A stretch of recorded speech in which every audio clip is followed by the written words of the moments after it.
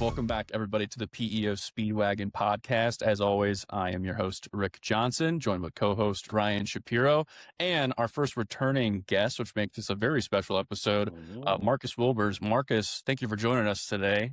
Glad to have you. Absolutely. I'm honored to be the first returning guest. That's pretty cool.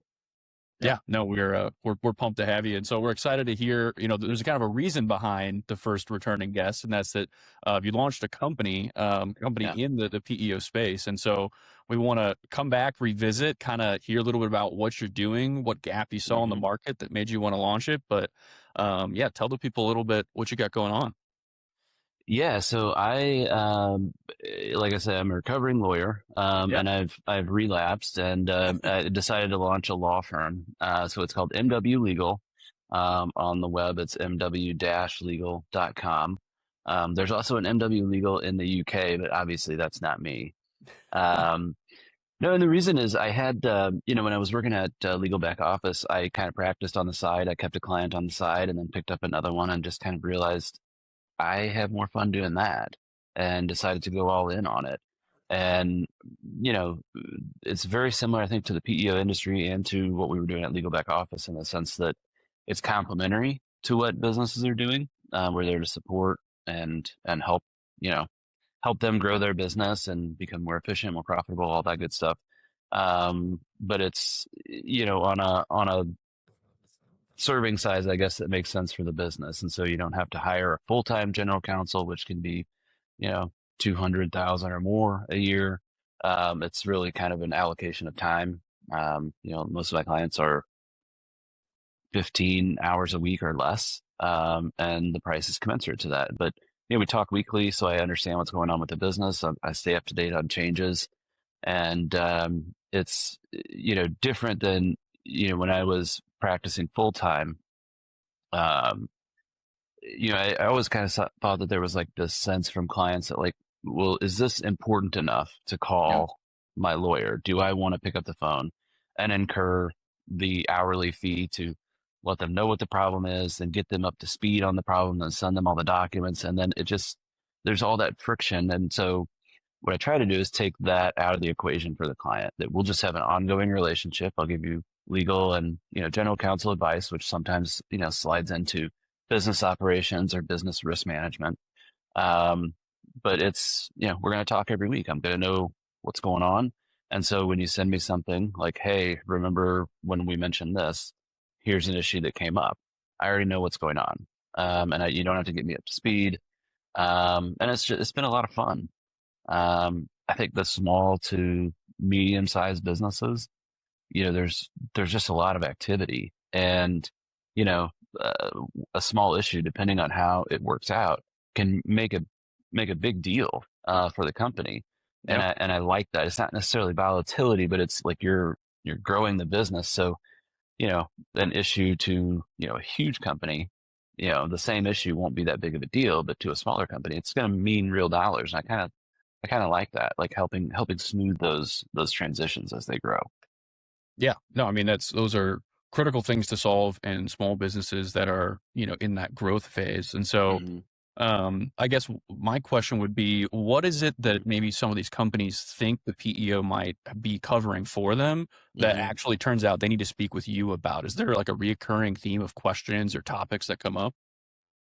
Not really. I mean, in the PEO space, so I do have a few PEO clients, have worked with a couple PEO brokers.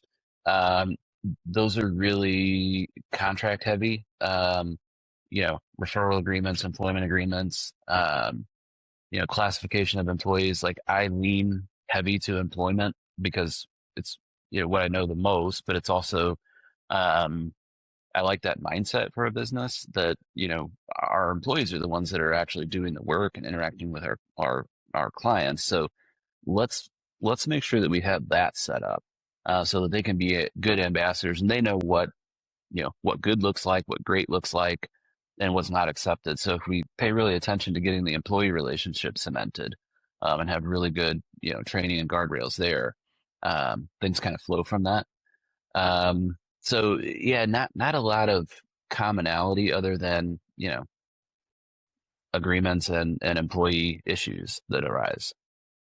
Yeah, I imagine that as I was listening to your model, the contemporary, structure to a PEO is this unlimited use within a certain degree, right? So the freedom that is opened up to access your expertise, whether it's around contracts, whether it's around employment law, to say, not only one, do I have to pause for a second and go, do I really want to spend $300, $450 an hour exploring this, or should I jump over to ChatGPT and try and get the answer? Right. Or, no, this is what I paid for. Like, I'm supposed to access these resources, and at this very critical time, this window of uncertainty that I'm feeling that's causing me to call Marcus, that's when you need it more than ever. And the fact that exists within the PEO model naturally through the HR service model, and hey, pick up the phone, call us, what have you. To be able to resolve this, because you are functionally paying for this shared service model, sounds very similar to what you've structured there. Yeah, I think so.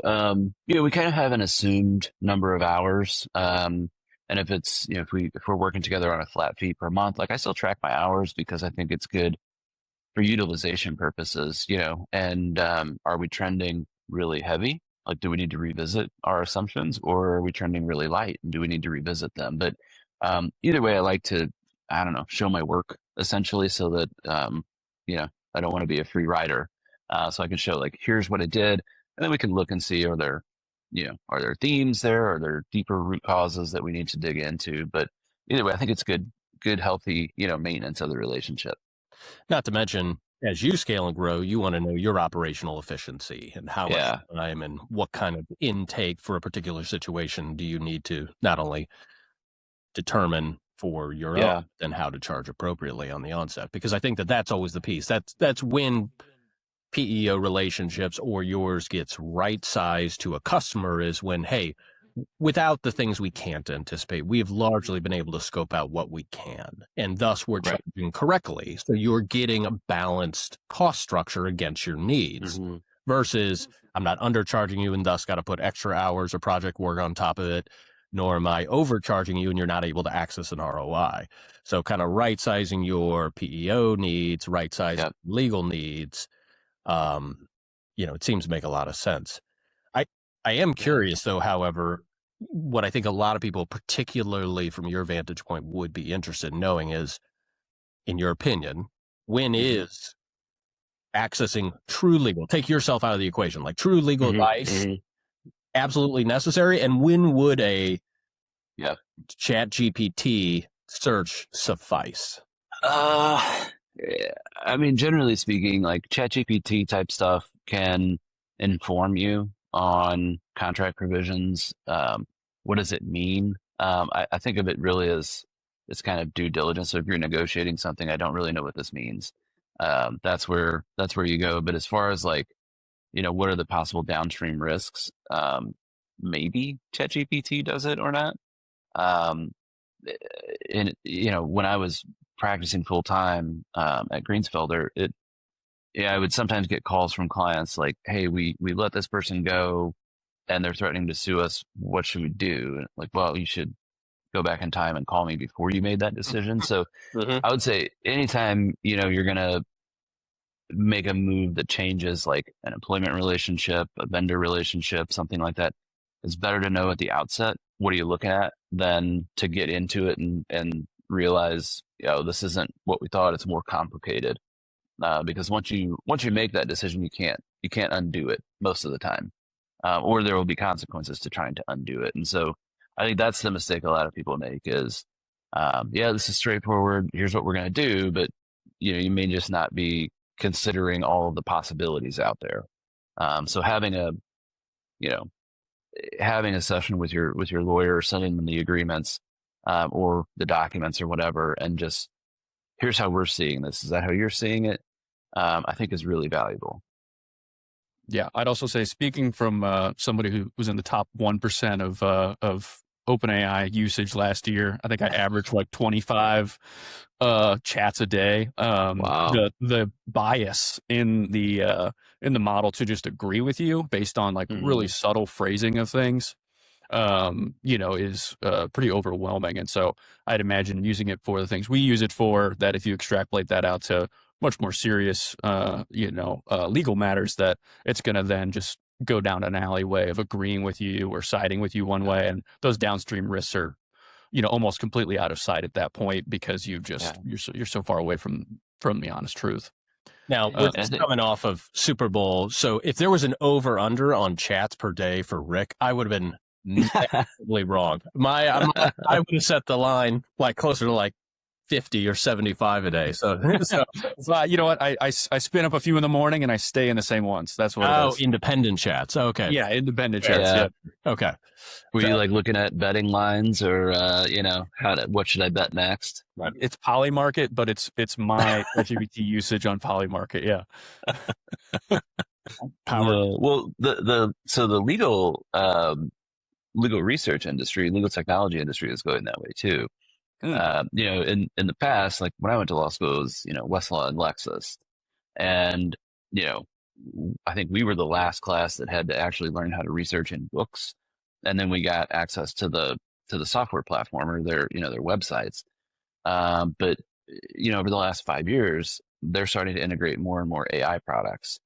And, it's to the point where you can upload documents in these legal research, like AI platforms, have it like analyze, claims, defenses, strengths of the contract, suggested provisions, things like that. But again, it's how you phrase it, right?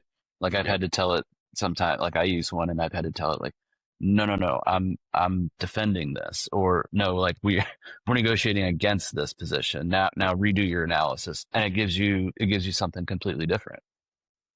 At that point, the credibility's gone, though. It gives you a different answer. And you're like, I don't even believe what you're saying.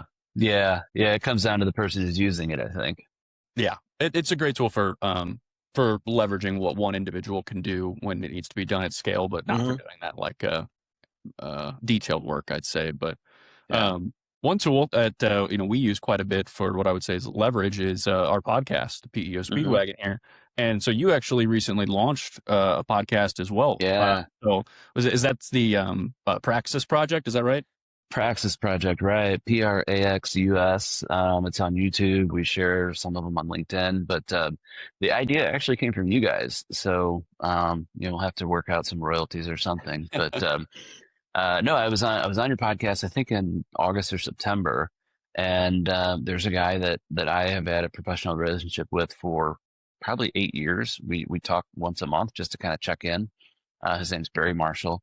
And after I was on your podcast, we were chatting, and I was like, yeah, I was on this podcast. It was great, like really fun, love doing it. We had to record our conversations and make it a podcast. And he came back and said, I think that's a great idea, but I think, we need someone else too. So, I take kind of a legal perspective. He takes like an HR and leadership perspective. And then he's like, we need kind of a finance perspective. And so he recruited his friend, Valerie Blaza, who's the CFO for a fashion company. Yeah. And kind of the idea is just to discuss things that are going on in the business world. So we usually take an article or two, like Harvard Business Review or McKinsey or something like that, and talk about it. And a lot of them have been focused so far on AI and the workforce, how that's changing, business philosophies. How are they seeing it as a cost saver? Are they seeing it as like a multiplier, and the consequences of viewing it those different ways? And so, yeah, we record every other week and, put them up on YouTube. So it's been a lot of fun. No, I love hearing that you took a page out of our book. It's the podcast for us was a huge help, because early on it gave us a lot of content that we could clip, and the platform and tools, they get better and better every year. And so the one that we're on just gets easier and easier to use. And so that's been fantastic for us. One thing too is the guests. So will you guys eventually have guests on, kind of like you do as well? I think so. Yeah, we've talked about that. We're trying to get, comfortable with like the model and what we're doing. Yeah. But yeah, we've talked about having guests on too, especially, talking about a lot of AI. Like we only know from our standpoint, like we don't know, people who deploy it in companies. So we have a few ideas, but yeah. It's an interesting grouping too, because depending upon how your organization is structured, whether you're a small business or even, an enterprise level, kind of HR, legal, IT kind of generally fall into a couple different camps within an organization. And you've kind of got one that's more operationally based, the way you guys have structured it, which represents close to about 50% of how it's done. Otherwise, it's over in the finance department, right? So, so it's interesting to see, because you guys kind of are, in a lot of ways, like the management team of a larger organization, talking about these issues and how they impact. And I imagine a lot of people glean a lot from those conversations. I mean, I hope so. That's the hope, right?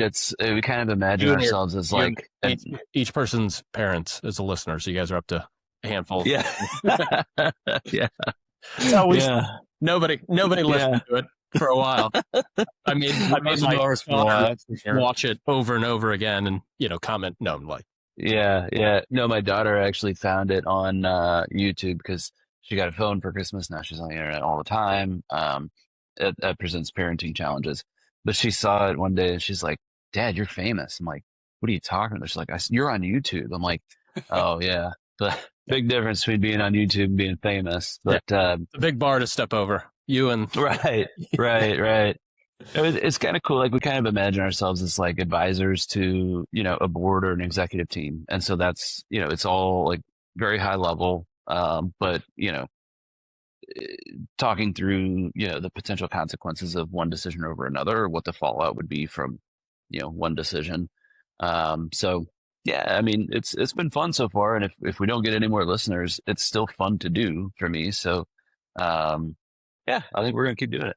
Yeah, I was talking to a friend recently who was considering doing this, and, it's an absorption of time and focus, but also there's some degree of fear factor if anybody's going to listen to it. And the reality is you can't really start with that unless you're a celebrity of somebody, or if somebody of some significant visibility. Nobody's going to listen. You just got to have to decide, like, nobody's going to listen, but this is still worthwhile to do. And then do it, and you do it in an authentic fashion, and it will start to grow. I mean, ours grew, and we were very happy about where it is. And we got some small awards from Spotify this past year, which was, that's cool. It was cool and very unexpected. And so, certainly very unexpected, I should say. And it just kind of starts with just having fun and just going with it and not really caring if somebody's going to listen. Because if you are, it'll tank, and everybody will tell. Yeah. Everybody will tell you're kind of doing this to get clicks or whatever. No, I think that's a healthier mindset too, to have, like, when you're actually recording, to just, I'm having a conversation and not even think about the fact that other people are listening. Like, we did one episode where we talked about Meta's investment in AI and how do they measure success. And, some of the thoughts were that don't know if they really have measurements, or that they really know what they want. They just want to go there faster. And it was like, I kind of had a point where I'm like, I don't know if I'm qualified to criticize Zuckerberg on this, but at the same time, it's just what I think. Like, I have this much information, and based upon that information, here's what I think. It's not saying he made a poor choice or whatever, but once that started creeping in, I could tell I was not as valuable on the podcast, because I was worried about, like, well, what are people going to think about it, as opposed to just, here are my thoughts and let's talk about it. Yeah. I'm sure you had a great Zuckerberg spewing in his mansion about what you have to say about it. Yeah. Exactly. He's up at night. Yeah. No, I lost Marcus. What am I going to do? He went to check and see if you were still friends on Facebook. Yeah. Well, sorry, bud. We're not.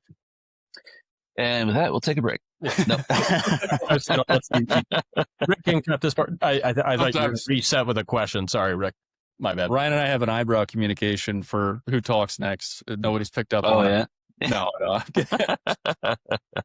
Yeah, you can't kick each other under the table now. Yeah. No, I was going to say, with the podcast, it's, I'm kind of dipping into the PPU strategic growth playbook, but, getting all those clips and then just putting out consistently, even if they're just short clips that aren't like, the meat and potatoes of the conversation onto LinkedIn, algorithm loves that right now. And so I know you work with businesses that are growing fast and they might be thinking of what their social strategies should be. I say it's great for pretty much any organization out there to just share what they do in a short form and then they can send it out. And so, no, it's been great for us. And we have actually, I think a few other folks since we've done this podcast have launched their own, along the way. And so it's been cool to see kind of people come out of the weeds and say, hey, do you want to be on ours? And we'll come on yours. And then you see the audiences start to mesh a little bit. And so you have a guest on from somewhere and all of a sudden it brings, 800 listeners that you've never had before. And that's huge. Yeah. And I think, for me, for MW Legal, like we're just getting started. I haven't done like any real advertising, no ads or anything. I just post on LinkedIn. The podcast is a great way, I think, I'm more relational based, right? Like a lot of my stuff comes in through referrals or like, oh, this person, you have this person in common, you should talk. And so the podcast, I think, is a great entry into that because people can at least see you, hear you talk. They get to a sense of who you are. And like you said earlier, Ryan, like being authentic is just part of that. So I think it's, I don't know, maybe takes down some of the anxieties of, talking to someone that you've never talked to before and telling them their, legal challenges or business challenges. Yeah. Plus, if you can get even more and more comfortable in front of a camera, you can just say what your organization does once, keep a clip of it, use it on your site, use it all over. Boy. And there's that leverage that we're talking about. It's out in the world doing its thing for you. Yeah.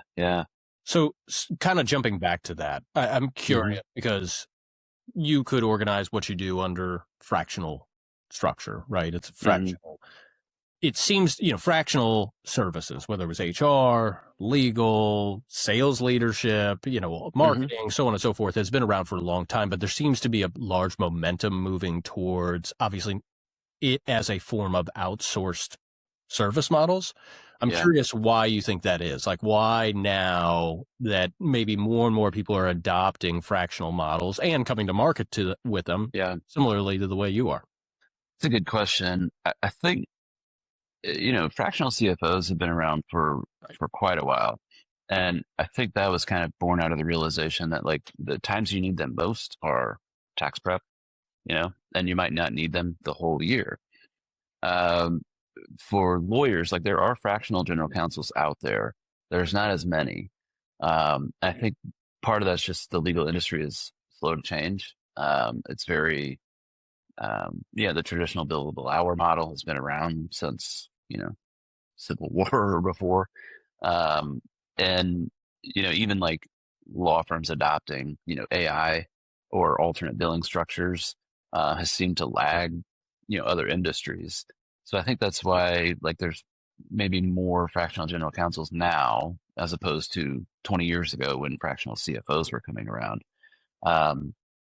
And I think there is more of a willingness on the public to, people to structure their careers to having like a portfolio of jobs as opposed to, this is my job, this is where I go. I think we actually talked about this in one of our podcast episodes that younger generations especially are more comfortable with that, kind of the gig economy. Like, I do this, I do this, I do this, I do this. And that's really interesting to me because I think, in some ways that can shift some power to employees as opposed to organizations. If employees have a bunch of things that they are doing, they're less beholden to any one of them. And if the relationship gets out of alignment, like, well, I don't need this. It's 20% of my income. I'll find another one. As opposed to, well, I've got to have a job, so I'm stuck here. So I think it's probably, evolution of the workplace in general. And then more specifically, like law firms kind of picking up where fractional CFOs started. Do you see a world, is it even possible? I'm curious, like a world where individuals go to, undergrad, then they go to law school and they come out more with this vision of doing it fractionally? Because you're right, with the post-COVID environment, remote, disparate workforces, and then kind of the generational desire to kind of work-life balance and have that gig work structure. Is that even possible? Or is there, because it's a meritocracy, like you do have to kind of go cut your teeth in a firm and do this? Like, is there a world in the future where someone can just do that? I think they can. I think like I wouldn't have thought of this 10 or 15 years ago. And mostly it was because what would I be selling? I'd be selling myself, my services. Like I could have done things then. I can do the same things now that I could have done then. But now I have the experience of, starting a PEO, selling a PEO, working with a private equity firm, being the general counsel of a PEO. Like those experiences form a lot of the advice that I give, and blending the law and advice, right? Or the law and business advice to the company. So I think without those experiences, it's, maybe less valuable, for someone who just comes out of law school. Depending on what they've done in the future or in the past, Yeah, because I could see that. Obviously, the knowledge base is there, but it's more in the theoretical. And you're saying, hey, listen, what I'm paying for is the application you've had, the experiences you've honed, whether that was in, this more gig fractional structure, or if it was at a big law firm or not. I kind of need you to have that. And that's makes sense. And it makes, I guess, my advice more helpful in the sense that it's more predictive. Like I've seen this before, and here's a range of, how it could play out. Could play out a completely different way, but if, what I've seen is it will go one of these two or three ways. And let's talk about how we can prepare for and respond to those directions. Whereas if I hadn't had these experiences before, it would have been like, well, here's what the law says. Here's, what do we do? And then I think you're just more reactive that way. And that's very much, to kind of jump into PEO and, back to legal, that's kind of the value in theory a PEO has. Or 100%. I don't know that it's always very well described, but there is, you can be an SBHR certified individual and you can read, the coursework and exactly how to do it. But the reality is, particularly in SMB, you need it to operate outside that vacuum. This is what we've seen by having, whether you're a PEO with 10,000 clients or 100 clients, you're saying we've been able to test this multiple times over a client base and know that this works 83% of the time. And then 7% of the time it doesn't work. And then 10% of the time we kind of land somewhere in between. And this is tested as we give you sound HR advice, not just, again, that theoretical.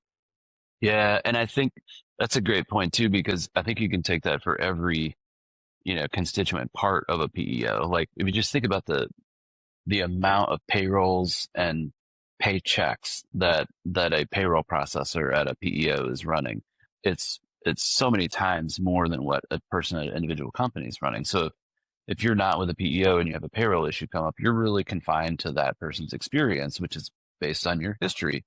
But if you're with a PEO, the odds are your payroll processor has seen this come up before for another client, or there's someone sitting at the desk, across the hall that has seen this before, and they know exactly what to do.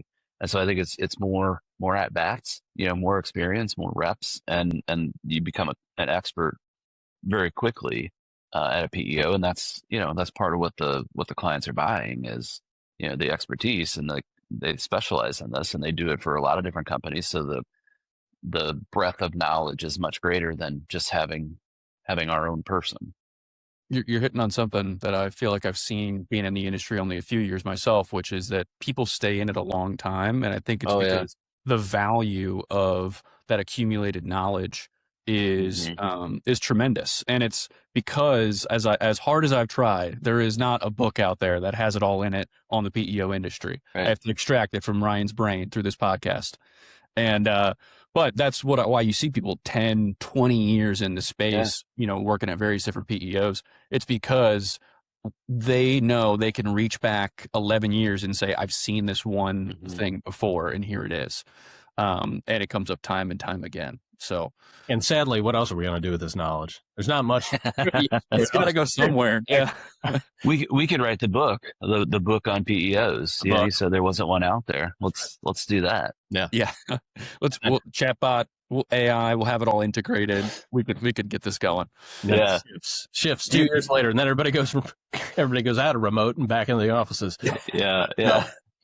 You guys, you touched on something. I don't remember which one of you said it, on the explosion of brokers and supporting organizations in this space.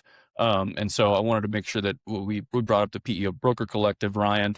But why do you think we're seeing this explosion in the space of more organizations like PEO brokers and MW Legal? So I think overarchingly, it's the marketplace has demanded this for some time. There is such a layer of complexity around determining which PEO is the right one for you. And the direct sales model just doesn't offer that by design. If I work for PEO X, can only offer you PEO X. And there's no way that any one PEO can just get it right all the time, but they're very efficient at selling the model. So the concept of brokerage or consulting allows that business owner, business leader to not only see options, but dive into that knowledge we were just talking about, 11, 12, 20 years experience, whatever it is, and go, this is what I've seen, and here are the pros and cons of legitimately every PEO model that sits out there. But here's why I think it's going to work for you, because priority 1 through 6, we can knock it out of the ballpark with this one. Number 7 and 8, not so much. Is that okay with you? And they say yes, and be like, perfect. Now we've got the most fully aligned model that requires options. And PEO people love PEO so much, as you just described, that they want to have those experiences, like over and over, iterations of having that alignment occur, and just the direct sales model doesn't offer that. So now that PEO has hit this maturity point in its history, 40 years in the space, if not longer, new systems are coming out, and PEO brokerage has been around here for a long time, but it's kind of taking its first steps into real velocity and real structure. And I think people are seizing on that because the marketplace is saying now, like, we have to have it now, because recently MetLife did a study that was really fascinating. 38% of businesses that are under 100 employees that would offer or do offer at least one employer paid benefit are on a PEO. So that's substantial. Wow. That is more than a third of small businesses under 100 employees are now on a PEO if they'd offer a benefit, which is usually a pretty good barrier to step over to determine if a PEO is a good fit for you. And so now that desire from the market requires options and advisory. And I think it just makes sense too, from, the complexity, like being in a PEO and knowing all the complexities of how you deliver service to the client. So many things have to work together. Breaking that down and having, the client understand that, I think, is really important. How does the PEO work together? And, if the client were to say, I don't want to go to a PEO, I want to just go buy benefits for my employees. Well, they're going to buy benefits through an insurance broker, because insurance is complex and hard to understand. But when you go to buy a PEO or go to join a PEO, you're not only buying benefits potentially, but you're also potentially buying work comp, retirement services, HR services, payroll services, tax services. Like, the complexity is so much more. It just makes sense that you would have an advisor help you understand that. And I think that it leads to better decisions and less, jumping around from PEO to PEO, which is disruptive to not only the client, but also their employees. So to me, it just makes a ton of sense. And I like what you said about, like, having the structure in the industry. Like, PEOs, I think, have battled that for a while, like explaining what a PEO is. Like, here's how we work and what is co-employment. I think this is the next step, like having structure for the brokerage team. Like, we are going to be the ones that explain all of this to you and make sure that you're making a good decision, because it impacts, not only your business, but the lives of your employees. So having someone, be your advocate, I think only makes sense. Yeah. And how the market changes, because what also happens is a PEO broker stays with that relationship, which is with as fast as the stuff we've been talking about, employment law, compliance, benefits. I mean, last year was a really challenging year. Well, you're not dealing with those people any longer. You're dealing with the really wonderful service people that are helping you with your payrolls and IT, but they're not, they've got you in their relationship. So they're not incented to necessarily tell you like, hey, we're kind of falling out of alignment. That's never going to happen. So a PEO broker or advisor is going to constantly monitor that and say, hey, listen, we put you with PEO X. That has been really good. It has been very meaningful. It's gotten us to certain points. But with what you're doing, you're kind of falling out of alignment with them, and it may be necessary to move that. That doesn't exist inside of a PEO. You can't do it. I mean, if you're a PEO salesperson or service rep, you get fired for bringing up that concept of your customer leave. So that is also supremely important. That is what you are today and how you fit with a PEO is not what you're going to be 5 or 10 years from now, because you told us at the onset you want to grow and scale this way. Well, that's foolish to think one PEO can be that entire customer journey for an organization. That's interesting. Do you think that having more PEO brokers in the market, having them play a bigger role in the customer selection, you think that will encourage more specialization from PEOs to like industry segments? I think it certainly will. I think they're already there, and I think that's a byproduct of this being necessary. They're shifting to specialization because that's what the market is demanding. Thus, like, you need somebody who can understand that. You're even seeing it inside the sales forces of these PEOs. So there are very few PEOs any longer where you have a 5-tool rep. Like, if I use like an old like baseball terminology, do everything. They're now generally, by design, it's not a knock, are like a 1 or 2 tool rep. They're supposed to do certain things, and then they bring in certain other tools or individuals into the process to execute other things. And that's what the market is demanding, but it is adding an additional layer of complexity, because you now as a customer, as you go through that evaluation process, you may end up talking to 5, 6 different people, because that's what the PEO has decided is the best process. And so the advisor, broker, whatever you want to call it, also becomes the glue, that common language amongst all this specialization, and can advocate as to why they do it that way. Like, here's the pros and cons of that. Here's the pros and cons of this particular PEO because they have more experience in your space or at your size. And so it's the trusted advisor that you're really gaining, is someone who is going to walk arm in arm with you through this process and help you do that. And they're going to get paid, but they're not the sales rep for that company. So they have more incentive to make sure you get to the right one than the PEO rep direct. Right. Yeah. Marcus, you said if there was going to be specialization by PEOs as there's more brokers in the space, I actually think there will be more acquisitions in this space, because I feel like that will be the natural way to acquire and reduce competition in the PEO broker space. So it's still pretty early on to see that, but I do sort of expect that people will probably specialize into certain niches so that they can stand out when they get spreadsheeted, I would imagine. Or maybe, we've seen some PEOs who can have their own in-house workers' comp and things like that and try to separate themselves from the pack.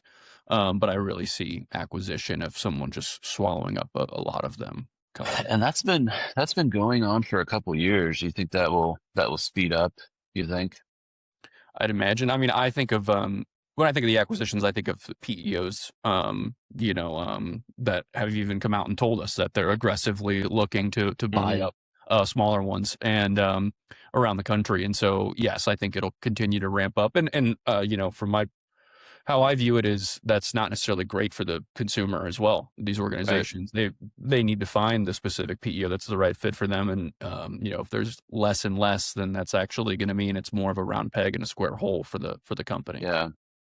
Yeah. Just, at Tandem, we did a few acquisitions and, learned from each of them, but integrating operations from different PEOs is incredibly complex. Even if you're on the same, operating platform, it's incredibly complex. And, there's all these spoken or unspoken expectations from the PEO to its client base that, get disrupted.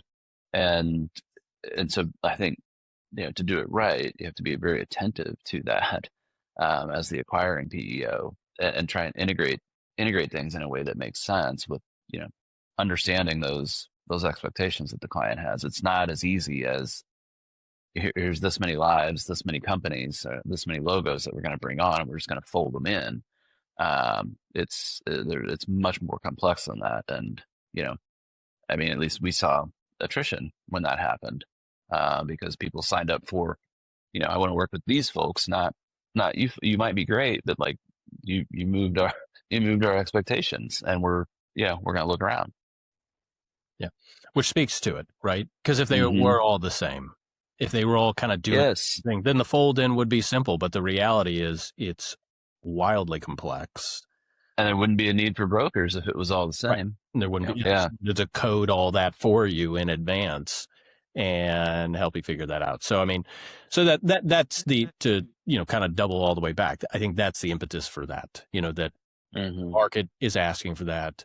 The PEO broker concept is elevating, and what myself and others, everybody who's in the PEO Brokers Collective is doing is creating home base for those PEO brokers to learn, to collaborate, connect, and just not feel like on an island. Yeah. All in the spirit of elevating the entire industry, and most importantly, the success and experience that small business owners have on the way to that most tailored, impactful HR environment.